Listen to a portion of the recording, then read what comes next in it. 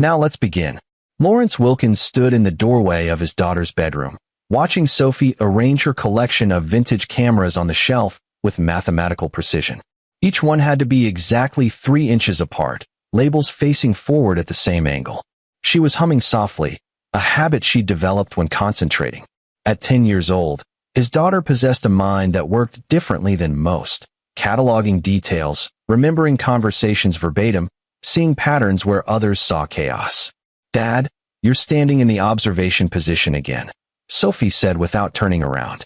"That means you want to talk, but you're worried about something." Lawrence smiled despite himself. Her autism spectrum diagnosis had come when she was 5, shortly after her mother Laura died. The doctors called it high functioning, but Lawrence never liked that term. Sophie wasn't functioning at anything. She was brilliant, observant, and honest to a fault. She simply experienced the world through a different lens. "Just admiring your organization skills," he said, stepping into the room. "Listen, kiddo. Grandma Beatrice and Grandpa Douglas are coming for Christmas this year." Sophie's hand stilled on a vintage Polaroid camera. Her shoulders tensed slightly, the only outward sign of her distress. "Grandma doesn't like me." "That's not true."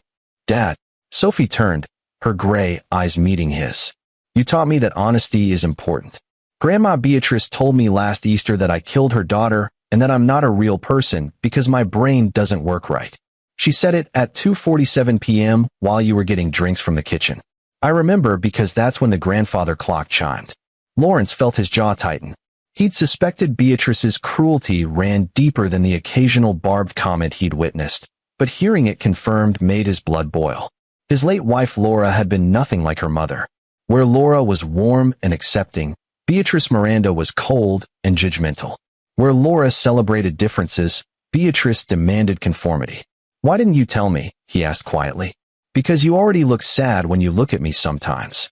I didn't want to make it worse." Sophie turned back to her cameras. "Besides, I've been documenting it. You taught me that documentation is power. You're a documentary filmmaker. I'm following your example." Lawrence moved closer. "What do you mean, documenting?" Sophie pulled a small voice recorder from her desk drawer. "I record things. Conversations. Dates. Times. I have 17 separate incidents recorded over the past 3 years. Would you like to hear them?" As Lawrence listened to his daughter play back clip after clip of Beatrice's venom, calling Sophie broken, defective, God's punishment for Laura's sins, he felt something shift inside him. He'd spent the 5 years since Laura's death trying to be both parents, trying to shield Sophie from a world that didn't understand her. He'd been patient with Beatrice, making excuses for her grief, hoping she'd eventually accept Sophie. That patience had been a mistake. "Play the one from last Christmas," Lawrence said, his voice flat. Sophie's fingers found the right file immediately. Beatrice's voice filled the room, sharp and cutting. "Douglas, look at her rocking back and forth like an animal. This is what Laura left us with. A defective creature that can't even make eye contact. We should have institutionalized her when we had the chance." Lawrence closed his eyes. He'd been in the next room that day, preparing Christmas dinner. He'd had no idea. "There's more," Sophie said. "She talks to Grandpa Douglas about taking me away from you. She says you're not capable of raising me properly because you work too much. She's been calling people, lawyers, I think. She mentions custody proceedings in 6 different recordings." The anger in Lawrence's chest crystallized into something colder, more calculated.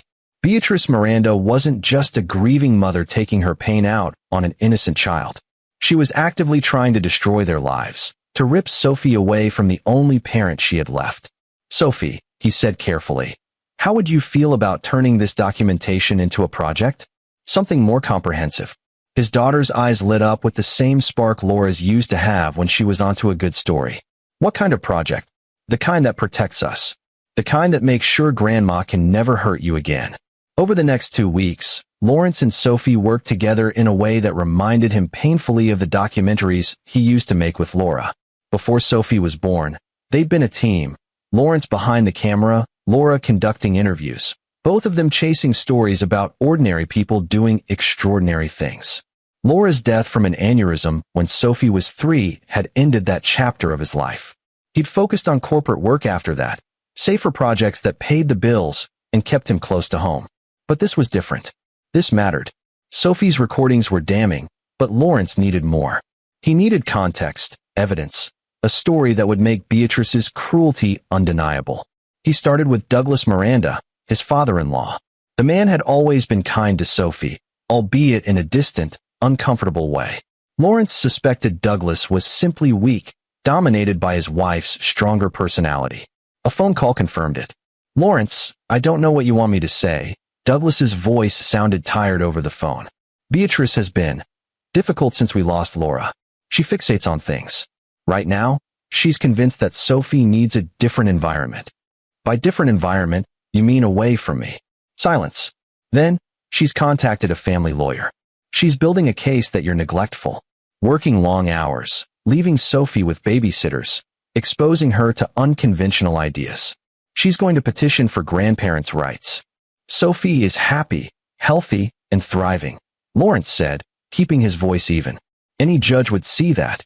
I know. I've tried to tell her. But Beatrice doesn't listen to me. She never has." Douglas paused. "I'm sorry, Lawrence.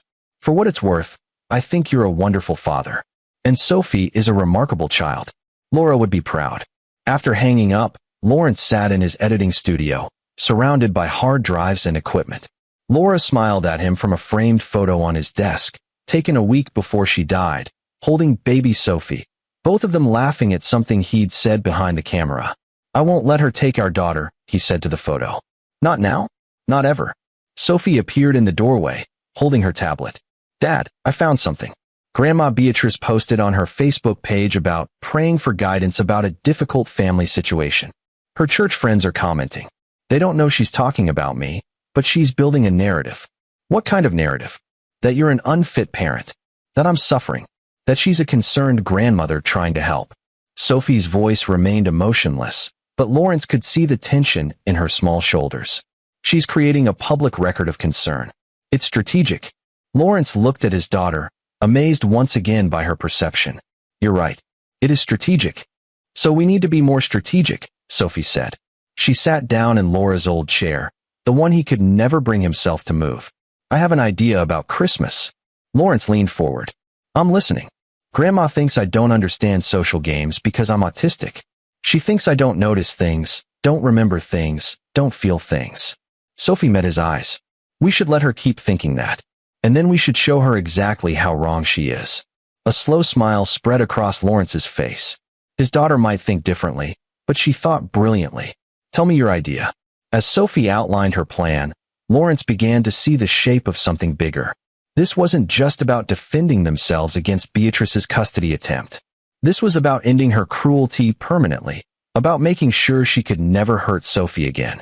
And his daughter, the child Beatrice called broken and defective, was going to orchestrate the whole thing. The week before Christmas, Beatrice Miranda called to confirm their visit. Lawrence put her on speaker so Sophie could hear. "We'll arrive Christmas Eve around 6, Beatrice said, her voice carrying that particular tone of forced cheerfulness that made Lawrence's skin crawl. "I'm bringing Sophie some special gifts this year. Things to help her develop better social skills." "That's very thoughtful," Lawrence said neutrally. "Yes, well, someone needs to take an interest in her development. Douglas and I have been discussing it extensively. The child needs structure, discipline, perhaps more intensive therapy." She paused. "We've actually been consulting with specialists about the best approaches for children with her condition." Lawrence watched Sophie's face remain impassive as she listened. She was recording, of course. They recorded everything now. "Sophie's doing very well with her current therapist," Lawrence said. Well, we'll see.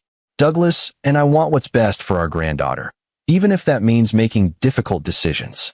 The threat was barely veiled. "We'll see you Christmas Eve. Oh, and Lawrence, please try to make the house presentable. First impressions matter, especially in situations like these." After she hung up, Sophie stopped the recording and added it to her growing file.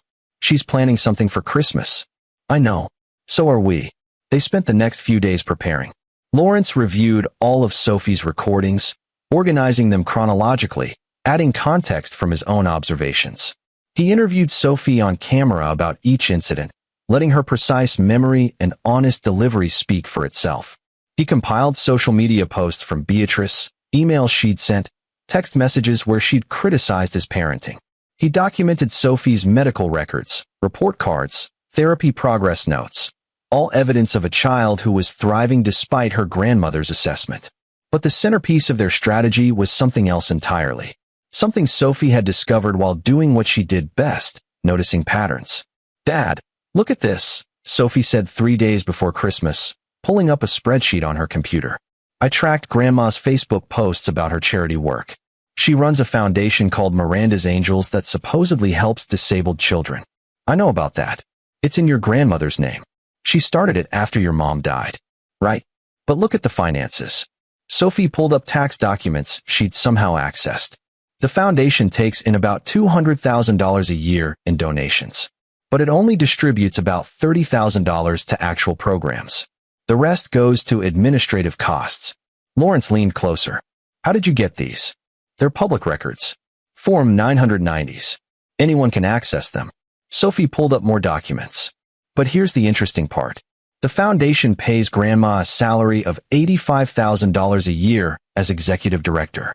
Grandpa Douglas gets $40,000 as treasurer. The rest goes to office expenses, travel, and conferences. "But Dad, there is no office. I checked the address. It's their house. And the conferences she attends? Look at the locations."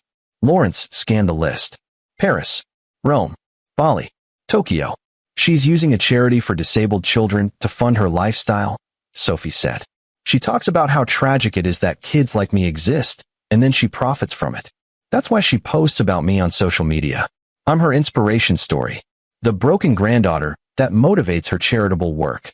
Lawrence sat back, stunned. He'd known Beatrice was cruel, but this was something else. This was systematic exploitation. "Sophie, this is fraud," Sophie finished. "Or at least unethical. The foundation is legitimate, but she's using it wrong.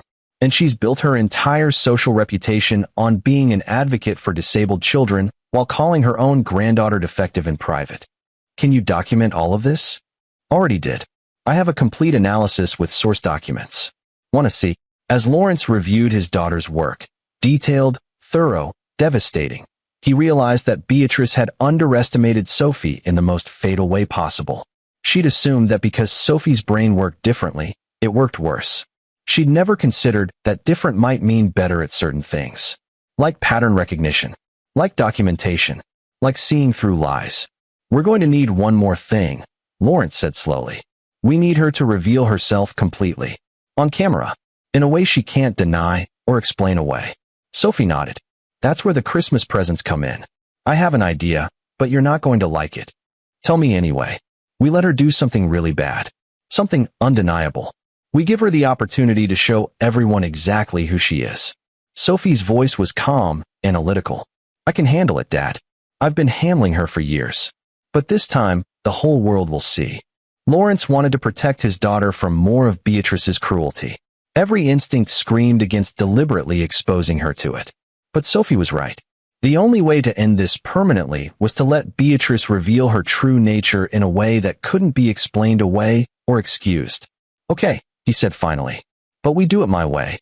With safeguards. And the moment it goes too far, you stop it." "I know." Sophie smiled slightly. "Dad, I'm not scared of Grandma. I used to be, when I was little. But now I understand her. She's just a person who needs to feel superior to feel happy. And people like that make mistakes when they think they're winning." Lawrence pulled his daughter into a hug. She tolerated it for exactly 15 seconds, her usual limit, before pulling away.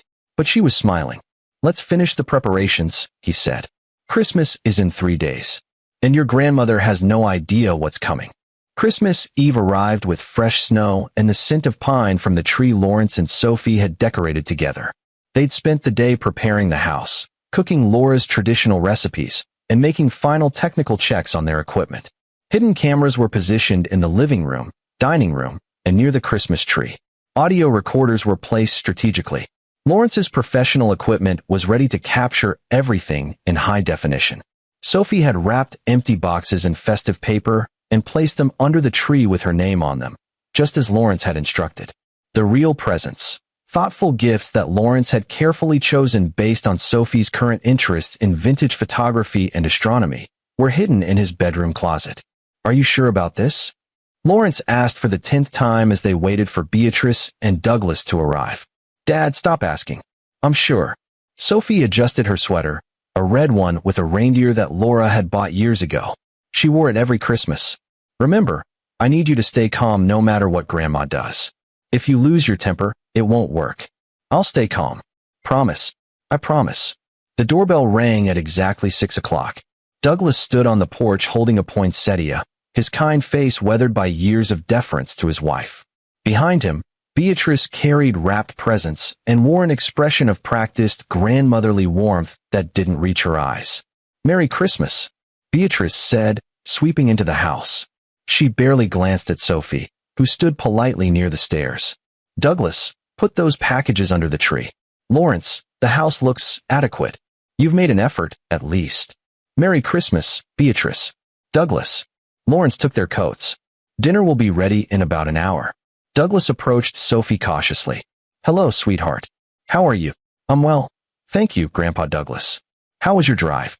Sophie's responses were perfectly appropriate, her tone measured.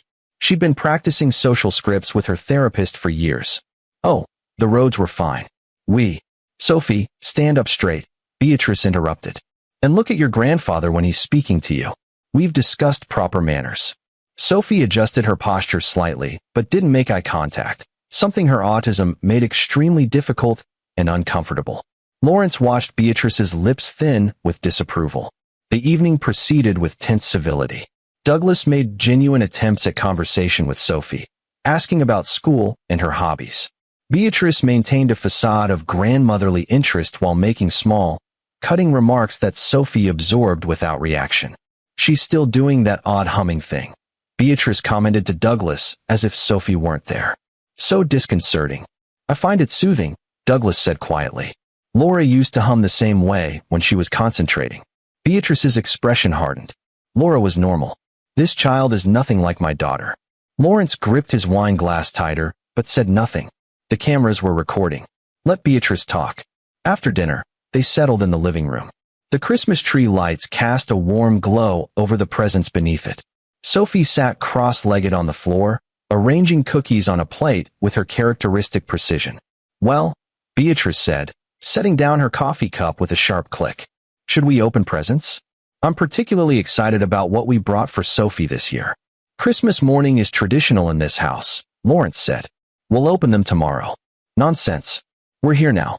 Besides, I'd like to see Sophie's reaction to her gifts." Beatrice's smile was predatory. "I put a lot of thought into them." Douglas shifted uncomfortably. "Beatrice, maybe we should wait." "Douglas, please." Beatrice stood and walked to the tree. She began pulling out the presents with Sophie's name on them, the empty boxes Lawrence and Sophie had planted. "Here we are.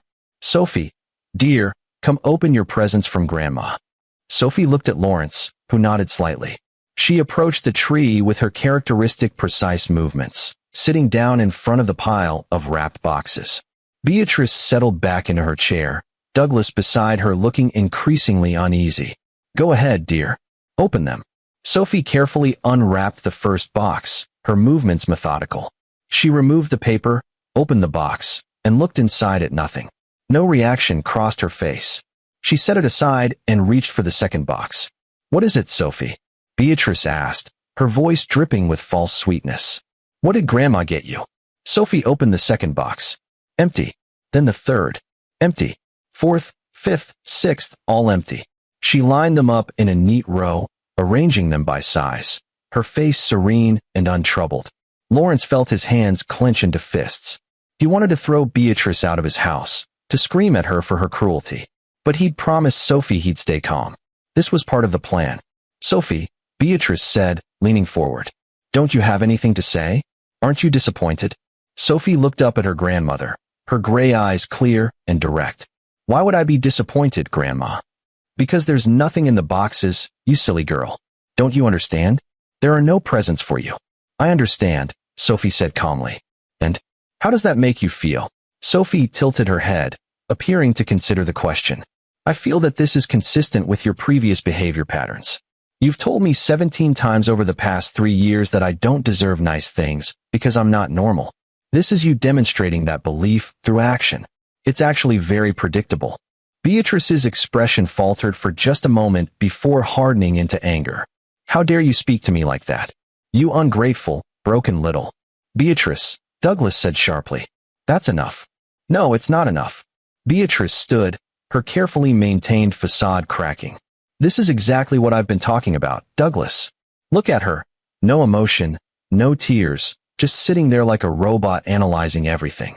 She's not normal. She's not right. And Lawrence is raising her to be even worse, filling her head with his liberal ideas about acceptance and diversity. This child needs discipline, structure, intensive treatment. She needs to be somewhere that can handle her properly. You mean institutionalized? Lawrence said quietly. That's what you want, isn't it? You want Sophie locked away somewhere you never have to see her. I want her to get proper help. And I want you to face the reality that you're not equipped to raise a child with special needs. You're gone half the time working on your little projects, leaving her with strangers. A child like this needs constant supervision, constant correction. A child like what? Sophie's voice cut through Beatrice's rant. Say it, Grandma. You've said it before in private. Say what you really think about me. Beatrice's face flushed red. You're defective. You're broken. You're the punishment for Laura choosing to have a child at her age, with her health problems. God took her and left us with you. And I've had to watch Douglas and Lawrence pretend that you're something you're not. You're not special. You're not gifted. You're damaged, and you'll never be normal, and Laura died for nothing. Beatrice. Douglas was on his feet, his face white. Stop it. Stop it right now. But Beatrice was beyond stopping. Years of controlled venom poured out in a torrent. She doesn't deserve presence. She doesn't deserve happiness. She doesn't deserve this family's name. Laura was perfect, and this thing replaced her. That's enough. Lawrence's voice was cold and hard. Douglas, I think you and Beatrice should leave. Oh, we're leaving, Beatrice said, grabbing her purse. And we're not coming back. Not until you face reality about that child. We're filing for custody, Lawrence. We've already spoken to lawyers. A judge will see that you're unfit, that she needs professional care. Grandma, Sophie said softly. She stood up, brushing wrapping paper from her lap. I have a gift for you too. She held out an envelope, her hand steady. Beatrice looked at it suspiciously. What is this? It's a Christmas present. From me. You should open it. Beatrice snatched the envelope and tore it open. Inside was a USB drive and a single sheet of paper. As she read, the color drained from her face. Her hands began to tremble. The letter was simple.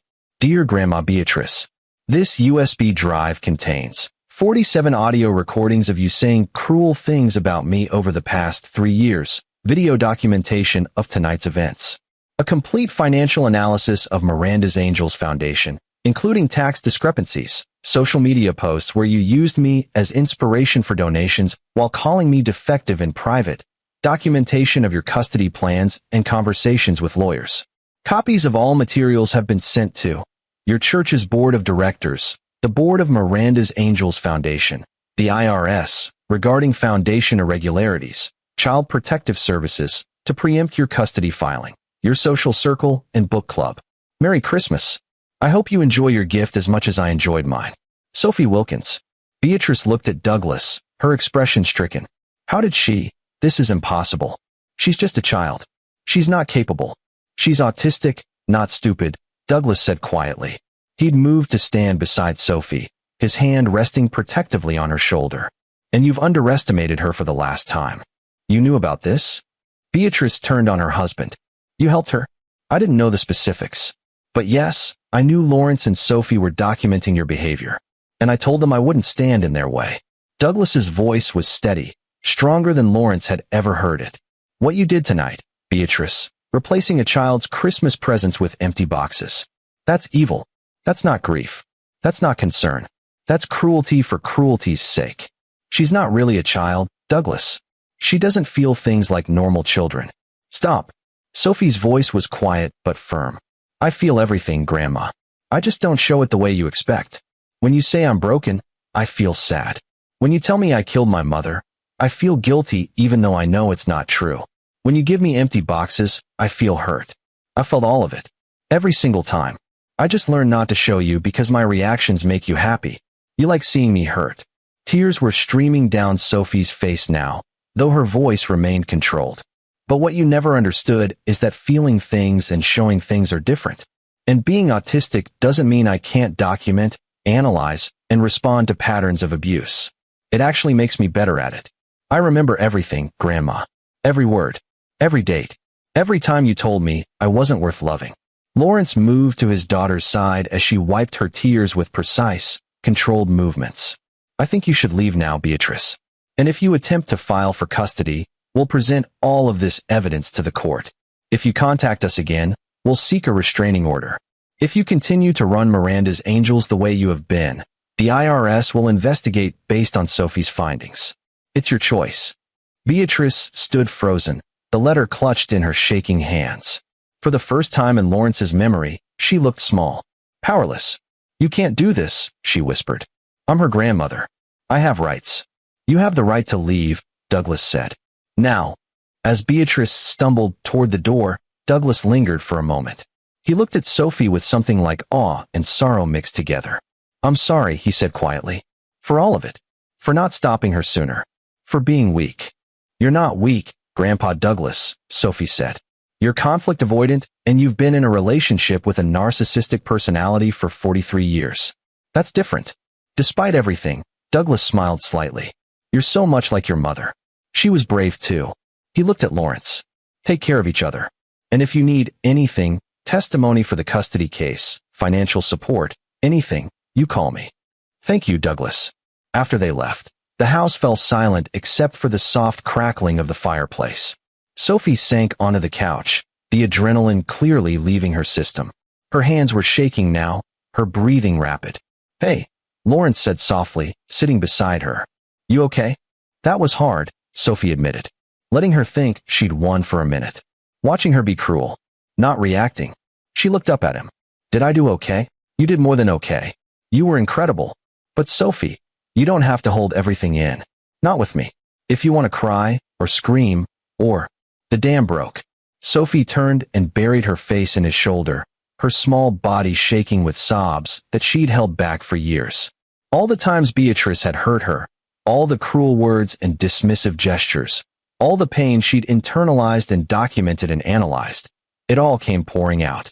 Lawrence held his daughter and let her cry, his own tears falling into her hair. After a long time, her sobs quieted into hiccups, then into deep, shuddering breaths. I miss Mom, Sophie whispered. I know I don't remember her much, but I miss her. And Grandma made me feel like it was my fault she was gone. It wasn't your fault, sweetheart. Mom loved you so much. She'd be so proud of you. I'm tired of being strong and different and special. Sometimes I just want to be regular. I know. But you know what? Regular is overrated. You're exactly who you're supposed to be. They sat in silence for a while, Sophie's breathing gradually returning to normal. Finally, she sat up, wiping her face with her sleeve. Can we open my real presents now? Lawrence laughed. Yeah, let me get them. He returned with the gifts from his closet, a vintage Hasselblad camera he'd found at an estate sale, a telescope for her growing astronomy obsession, and a leather-bound journal for her documentation projects. Sophie's face lit up with genuine joy as she opened each one. These are perfect, she said, turning the camera over in her hands with reverence. Dad, they're really perfect. I know. I pay attention. He smiled. Want to take some pictures? They spent the rest of the evening doing what they did best, being a team. Sophie photographed the Christmas tree, the empty boxes lined up like evidence, the snow falling outside. Lawrence showed her how to adjust the vintage camera's settings, and together they documented a Christmas that had started with cruelty but ended with victory. Around midnight, as Sophie was finally getting drowsy, her tablet chimed. She checked it and smiled. What is it? Lawrence asked. Grandpa Douglas sent me an email. He's filing for divorce. He says he should have done it years ago, but watching me stand up to Grandma made him realize he could too. She looked up at Lawrence. Do you think that's because of me? I think it's because you showed him what courage looks like. Even when you're scared, even when you're different, even when the world tells you you're not enough, you can still stand up for yourself. I had help, Sophie said. I had you. We had each other. That's what family is supposed to be. Sophie set her tablet aside and curled up against him. Dad, yeah. Can we do something with all that evidence? Like, make a real documentary about it? About what it's like when people are mean to kids like me, and how we can fight back. Lawrence looked down at his daughter, her brilliant mind already planning her next project. I think that's a great idea. But maybe we take a few weeks off first. Enjoy the holidays. Be a regular family for a while. We're not a regular family, Sophie said matter-of-factly. We're better. Lawrence had to agree. New Year's arrived with both resolution and revelation. The documentation Sophie and Lawrence had compiled became the foundation for something bigger than either of them had initially planned. Beatrice's attempts to contact them through lawyers stopped when Douglas confirmed he'd testified to Child Protective Services about his ex-wife's behavior. The custody case never materialized. But the ripple effects of Christmas night were just beginning. The board of Miranda's Angels Foundation called an emergency meeting on December 28th. Lawrence knew this because Douglas, who was now actively cooperative, forwarded him the email chain. The board members had received Sophie's financial analysis and were horrified to discover how their donations had been misused. They're voting to remove Beatrice from the foundation, Douglas explained during a phone call while Sophie listened on speaker. The IRS has opened an investigation. It might not result in criminal charges, but her reputation is destroyed. How is she handling it? Lawrence asked, though he wasn't sure he cared. Badly. She's telling everyone that you and Sophie orchestrated some kind of elaborate conspiracy against her. That Sophie's autism makes her devious and manipulative. That you coached her. Sophie made a disgusted sound. Even now, she can't take responsibility. No, Douglas said sadly. She can't. But the truth is out there now. People are listening to those recordings. They're seeing her Facebook posts in a new light. The women from her church group have stopped calling. She's being held accountable, finally. After hanging up, Lawrence watched his daughter return to her camera collection, arranging and rearranging with focused intensity. She'd been different since Christmas, more confident, less willing to mask her autism traits in public. It was as if standing up to Beatrice had freed something inside her. Dad, she said without looking up. I've been thinking about that documentary idea. And I want to do it. But not just about Grandma. About all of it. About what it's like being autistic in a world that treats different as bad. About how adults underestimate kids. About fighting back against people who hurt you. She turned to face him. Would you help me make it? Lawrence felt his chest tighten with pride. Of course. But it's a big project. It'll take time, research, interviews. I know. I've already started outlining it. She pulled up a document on her tablet showing a detailed production plan that would put most film students to shame. I thought we could start with my story, then interview other kids who've dealt with similar things. Not just autistic kids, any kid who's been told they're not good enough. That's ambitious. You always said the best documentaries are ambitious. Sophie smiled. Besides, I have you. And I'm a pretty good researcher. The best, Lawrence agreed. They spent January planning. Sophie reached out to autism advocacy groups, support forums for families dealing with toxic relatives, organizations that worked with neurodivergent children. The response was overwhelming. Dozens of parents wanted to share their stories. Autistic teens and adults volunteered to be interviewed. Even some professionals, therapists, educators, legal advocates, offered their expertise. The project grew from a small family documentary into something that could help thousands of people. Lawrence secured funding through his professional network and a small grant from a disability rights organization. By February, they were filming. Sophie was a natural on camera. Her direct communication style and analytical mind made complex ideas accessible. When she interviewed other autistic kids, she had an immediate rapport that Lawrence couldn't replicate. She understood their communication styles, their sensory needs, their ways of seeing the world. One interview in particular stayed with Lawrence. A 15-year-old named Marcus who'd been bullied by his own stepfather for years because of his ADHD and processing disorder. The stepfather had called him lazy, stupid, worthless. Marcus had attempted suicide twice before his mother finally left and sought help. How did you survive it? Sophie asked him, her camera steady. I documented everything, Marcus said. Like you did. I recorded the things he said. I kept a journal. And one day, I showed it all to my school counselor. She helped my mom see what was really happening. Do you think documentation is power? Sophie asked. I think truth is power, Marcus replied. Documentation is just how we preserve truth when people try to deny it. Sophie included that exchange in the documentary's central section on resilience and resistance. She was building a narrative about children who refused to accept the labels cruel adults placed on them, who fought back with intelligence and evidence rather than just emotion. By March, the footage was extensive enough to start editing. Lawrence and Sophie worked side by side in his studio, crafting a story that was both deeply personal and universally resonant. They titled it "Different Doesn't Mean Defective." The climax of the documentary was Christmas night. Lawrence had edited the footage into a devastating 8-minute sequence. Beatrice's cruelty, Sophie's calm response, the envelope reveal, Beatrice's breakdown. It was uncomfortable to watch, but undeniable in its impact. "Are you sure you want this public?" Lawrence asked Sophie as they reviewed the final cut. "Once it's out there, people will know our story." "Your story. I want it public," Sophie said firmly. "Because somewhere, there's another kid like me being told they're broken by someone who's supposed to love them. And maybe if they see this, they'll know they're not alone. They'll know they can fight back." "You're very brave." "I'm autistic," Sophie corrected. "Which means I see things logically. Keeping this private protects grandma. Making it public protects other kids. The logic is simple." Lawrence hugged her, marveling once again at her clarity of purpose.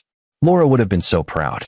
They released the documentary online in April, free for anyone to watch. The response was immediate and overwhelming. Within a week, it had been viewed over 1 million times. News outlets picked up the story. Advocacy groups shared it widely. Parents thanked them for giving voice to their struggles. Autistic adults shared their own stories of childhood trauma and resilience. And the death threats started arriving. They came through email, social media, anonymous messages. People angry that Sophie had exploited her grandmother. People who believed autistic children should be institutionalized. People who saw Sophie's intelligence as threatening or unnatural. "Some people hate what they don't understand," Lawrence explained to Sophie as they reviewed the threats with a detective friend who specialized in cybercrime. "And some people hate being shown their own cruelty." "Like grandma," Sophie said. "Like grandma." But for every hateful message, there were 100 positive ones. Children thanking Sophie for making them feel less alone. Parents asking for advice on how to protect their neurodivergent kids. Educators requesting permission to show the documentary in schools. The foundation board of Miranda's Angels reached out in May.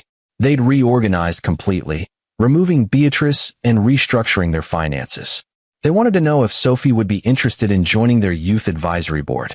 "They want my input on programs for autistic kids," Sophie told Lawrence, reading the email.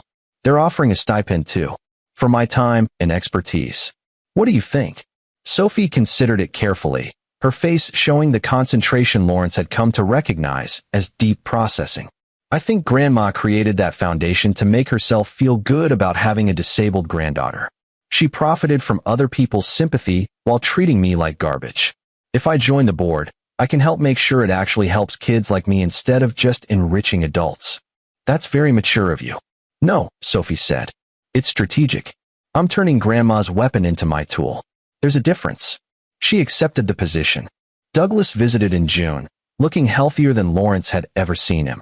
The divorce was finalized, and he'd moved into a small condo near the lake. He brought Sophie a vintage Leica camera as a belated birthday present.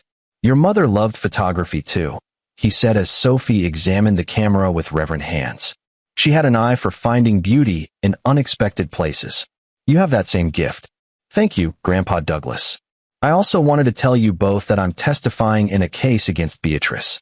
The IRS investigation found evidence of intentional fraud with the foundation funds. She might face charges." Lawrence felt a complicated mix of emotions. Despite everything, he didn't take pleasure in Beatrice's downfall. He just wanted her out of their lives. "How do you feel about that?" he asked Douglas. "Relieved," Douglas said honestly. "I spent 43 years making excuses for her behavior, protecting her from consequences. I enabled her cruelty by staying silent. If I'd spoken up sooner, maybe Laura would have set boundaries with her before." He trailed off, unable to finish. "Before Mom died," Sophie supplied. "Grandpa Douglas, Mom's death wasn't your fault. It was a brain aneurysm. The doctors said it was congenital, something she was born with. Nobody could have prevented it. I know, but I wonder if the stress of dealing with her mother contributed." Beatrice was already critical of Laura's decision to have a child. She said it was selfish, irresponsible. "Laura and I argued about it before you were born." This was news to Lawrence. "I didn't know that." "Laura didn't want you to know. She was trying to protect you from Beatrice's toxicity even then." Douglas smiled sadly. "My daughter was so much like Sophie. She saw the best in people, even when they didn't deserve it. But she was also strong when it mattered. She would have stood up to her mother eventually. She just ran out of time. Sophie moved closer to her grandfather. "Grandpa Douglas, do you blame me for Mom's death?" "God, no, sweetheart. Never." Douglas pulled her into a hug that she tolerated for longer than usual. "You're the best part of Laura that's left in the world. And watching you stand up to Beatrice was like watching Laura finally get the chance to do what she never could. You made me proud. You made me brave." After Douglas left, Sophie was quiet for a long time. Finally, she said, "Dad, I want to visit Mom's grave." They hadn't been since the anniversary of Laura's death in March. Lawrence nodded. "Okay, want to go now?" They drove to the cemetery in comfortable silence. Sophie brought her new camera and the vintage Hasselblad Lawrence had given her for Christmas. At Laura's grave, she arranged flowers with characteristic precision and then began photographing the headstone from different angles. "I'm taking pictures for the documentary," she explained. "For the epilogue. I want to show that the people who hurt us don't get to define our story. We define it ourselves." Lawrence watched his daughter work, marveling at her resilience. She'd faced cruelty from someone who should have loved her, and instead of breaking, she'd documented, analyzed, and fought back. She'd turned her pain into purpose. "Mom would be proud of you," he said. "I know," Sophie replied simply. "I can feel it sometimes. Like she's watching." "Do you think that's weird?" "No. I think that's love." They spent an hour at the cemetery, Sophie taking photos while Lawrence told stories about Laura, their first date, the day they'd started their production company, the moment they'd learned they were having a baby. Sophie listened intently, cataloging every detail the way she did everything. "Dad," she said as they were leaving, "do you think Grandma will ever apologize?" "Honestly, no. People like Beatrice don't apologize. They see themselves as victims, even when they're the aggressors." "That's what I thought. I just wanted to confirm." Sophie climbed into the car. "I don't need her apology anyway. I have something better." "What's that?" "Truth. Documentation. Victory." She smiled. "And you?" The documentary continued to gain traction throughout the summer. Educational institutions began using it in training programs for teachers working with neurodivergent students. Therapy practices recommended it to families. It was submitted to film festivals and won several awards for short-form documentary. In August, a publisher reached out about turning the story into a book. Sophie was intrigued but insisted on maintaining creative control. "I'll write it," she told the publisher during their video call, Lawrence sitting beside her for support. "I'll tell my own story in my own words. But I want final approval on everything." "You're 10 years old," the publisher said, not unkindly. "Perhaps your father could co-author." "I'm almost 11, Sophie corrected. "And I've been documenting my experiences for years. I have extensive notes, recordings, and analysis. My father can help with editing and production logistics, but the words are mine. If that's not acceptable, we'll find another publisher." The publisher agreed to her terms. Sophie spent September outlining her book, creating chapter breakdowns and thematic structures that impressed even Lawrence with their sophistication. She was determined to make it more than just her story. She wanted it to be a resource for other neurodivergent children facing similar challenges. "I'm calling it Empty Boxes," she announced, "because that's what Grandma gave me. But it's also a metaphor. People see autistic kids as empty boxes sometimes. Like we're just containers waiting to be filled with their expectations. But we're not empty. We're full of our own thoughts, feelings, and experiences. We're just different boxes." "That's brilliant," Lawrence said. "I know," Sophie replied without arrogance. "I'm good at metaphors. It's an autistic trait. We often think in patterns and symbols." The book contract was signed in October. Sophie would have creative control, with Lawrence serving as a project manager and editor. The advance was substantial enough to fund Sophie's college education, and then some. "We should donate some of this," Sophie said, reviewing the contract, "to autism advocacy organizations, and to Miranda's Angels, now that it's actually helping people." "That's generous of you." "It's strategic," Sophie corrected. "Money creates credibility. If I'm going to be an advocate for neurodivergent kids, I need to support the infrastructure that helps them. Plus, it'll really annoy Grandma to see me succeed with the same foundation she exploited." Lawrence laughed. His daughter's combination of compassion and calculated justice never ceased to amaze him. In November, Beatrice was formally charged with fraud related to Miranda's Angels. The case made local news, and several of her former society friends gave interviews expressing shock and disappointment. Beatrice released a statement claiming she was the victim of a conspiracy orchestrated by her mentally unstable granddaughter. The statement backfired spectacularly. Autism advocacy groups rallied around Sophie, condemning Beatrice's ableist language. The documentary's viewership spiked again. Sophie's publisher moved up the book's release date to capitalize on the renewed interest. "Grandma's trying to hurt me, but she's just making me more famous," Sophie observed. "It's actually kind of funny." "Does it bother you?" Lawrence asked. "What she's saying?" Sophie considered the question with her characteristic thoroughness. "It bothers me that she still thinks being autistic makes me less capable or less credible. It bothers me that she weaponizes my neurodivergence to dismiss valid criticisms of her behavior. But it doesn't bother me personally. I know who I am. She doesn't get to define that." "You're very wise for 11. "I'm autistic," Sophie said again. "I've spent my whole life analyzing social patterns because they don't come naturally to me. I've made a study of human behavior. Grandma's behavior is textbook narcissism. Deflect, deny, project blame onto others. It's predictable." The trial was set for January. Douglas testified about years of financial irregularities and Beatrice's admission to him that she viewed the foundation as payment for having to tolerate Sophie's existence. His testimony was damning and specific. Sophie and Lawrence attended the trial but didn't testify. The evidence spoke for itself: tax documents, recordings, emails, witness statements. The jury deliberated for less than 4 hours. Beatrice was found guilty on multiple counts of fraud and sentenced to 18 months in prison plus restitution. As the verdict was read, she stood rigid and furious, refusing to show remorse. Outside the courthouse, reporters crowded around Lawrence and Sophie. Sophie had prepared a statement with her therapist's help. "I didn't do this for revenge," she said, reading from a card. "I did it because documentation and truth are powerful tools against abuse. People who hurt children, whether through physical abuse, emotional abuse, or financial exploitation, need to face consequences. My grandmother taught me that being different is something to be ashamed of. But I learned that being different can also mean being strong enough to stand up to people who hurt you. I hope other kids in similar situations see this and know they're not alone. They can document. They can speak up. They can win." The clip went viral. Sophie's book pre-orders tripled, and Lawrence watched his daughter handle media attention with the same analytical clarity she brought to everything else. "How are you really doing?" he asked that night as they sat in their living room, the Christmas tree already up and decorated. "I'm tired," Sophie admitted. "All the attention is overwhelming.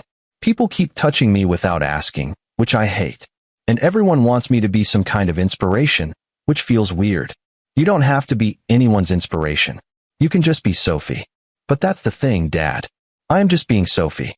I did what made logical sense. I documented abuse, preserved evidence, and presented it when the time was right. I'm not exceptional for doing that. I'm just autistic, which means I'm really good at pattern recognition and systematic documentation.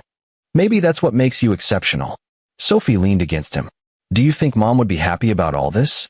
About the documentary and the book and everything? I think Mom would be thrilled that you're using your gifts to help others.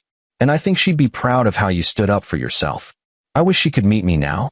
The me who's not scared of Grandma anymore." "I think she knows," Lawrence said softly. "Somehow, I think she knows." They sat in comfortable silence, the Christmas tree lights casting familiar shadows. This time last year, they'd been planning their confrontation with Beatrice. This year, they were planning Sophie's book tour and documentary screenings. "Dad," Sophie said. "Yeah. Thank you for believing me. When I told you about the recordings, you didn't dismiss them or tell me I was being too sensitive. You believed me and helped me fight back. Always, kiddo. Always." The next morning, Christmas Eve arrived for the second time in their new reality. Douglas came over with gifts, thoughtful ones, this time, that showed he'd been paying attention to Sophie's interests. They had dinner together, the three of them, sharing stories about Laura and building new traditions. "I have something for you both," Douglas said after dinner. He pulled out a leather portfolio. "These are photos Laura took when she was in college. She was an amazing photographer, even then. I thought Sophie might like to see her mother's work." Sophie opened the portfolio carefully. Inside were dozens of black and white photographs, street scenes, portraits, architectural details.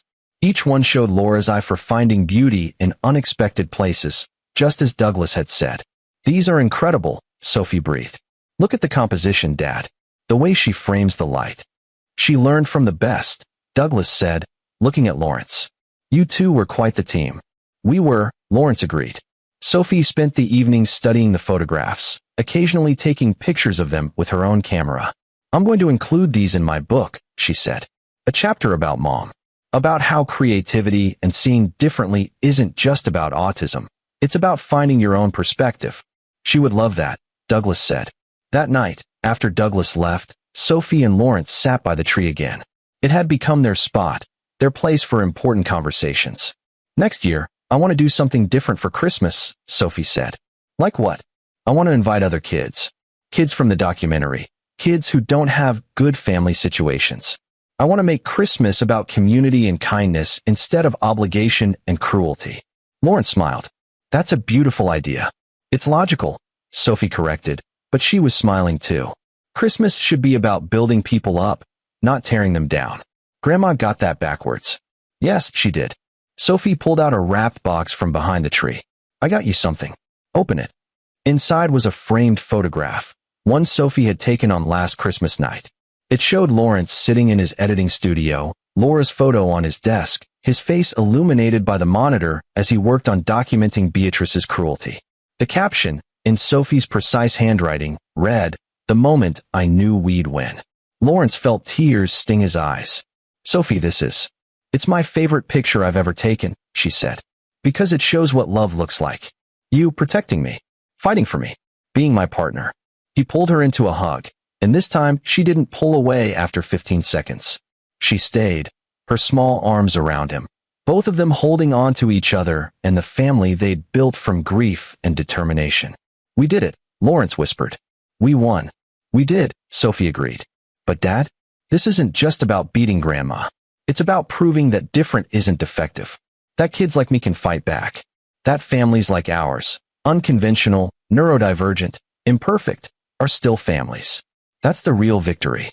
Lawrence looked at his daughter, this extraordinary child who'd turned cruelty into advocacy, pain into purpose, emptiness into power. She was right. The real victory wasn't Beatrice's conviction or the documentary's success or the book contract. The real victory was Sophie knowing her worth, understanding that she wasn't broken, wasn't defective, wasn't less than anyone else. The real victory was a father and daughter who'd faced down hatred and emerged stronger, kinder, more connected. The real victory was love triumphing over cruelty, truth over lies, resilience over shame. "Merry Christmas, Sophie," Lawrence said. "Merry Christmas, Dad." They sat together in the glow of the Christmas tree, surrounded by real presents and genuine love, knowing that no empty box could ever diminish what they'd built together. And somewhere, Lawrence liked to think, Laura was smiling. This is where our story comes to an end. Share your thoughts in the comments section. Thanks for your time. If you enjoy this story, please subscribe to this channel. Click on the video you see on the screen, and I will see you there.